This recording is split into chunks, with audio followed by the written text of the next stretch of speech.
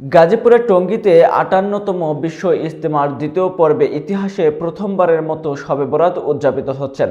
বিস্তারিত থাকছে M A আজিজের প্রতিবেদনে।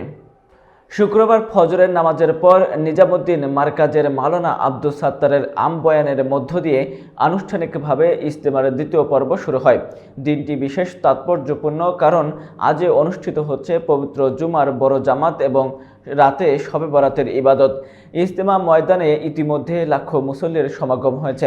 সাদপন্থী তাবলিগ জামাতের মিডিয়া সমন্বয়ক মোহাম্মদ সায়েম জানান, মাওলানা সাদ কান্দুলভির দুই ছেলে মাওলানা ইউসুফ বিন সাদ ও ইলিয়াস বিন সাদ ইজতেমা ময়দানে পৌঁছেছেন। তাদের একজন আজ জুমার ইমামতি করবেন। ইতিহাসে প্রথমবার ইজতেমার ময়দানে একসঙ্গে শবে বরাত পালনের জন্য ঢাকা, গাজীপুর সহ আশেপাশের এলাকা থেকে আরও মুসল্লি আসছেন। তারা রাতে নফল নামাজ, কোরআন তিলাওয়াত, জিকিরে মশগুল থাকবেন এবং মহান আল্লাহর কাছে ক্ষমা প্রার্থনা ও কল্যাণ কামনা করবেন। ইজতেমা উপলক্ষে আইন শৃঙ্খলা রক্ষায় গাজীপুর মেট্রোপলিটন পুলিশ সতর্ক অবস্থানে রয়েছে বলে জানান police commissioner doctor Nazmul Karim Khan.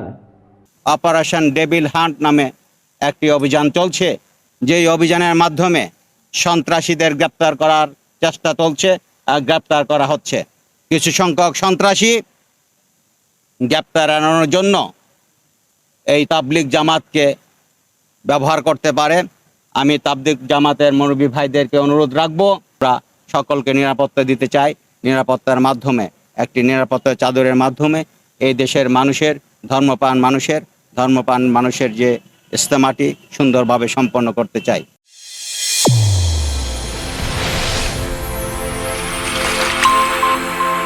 Channel A1 হৃদয়ের স্পন্দন।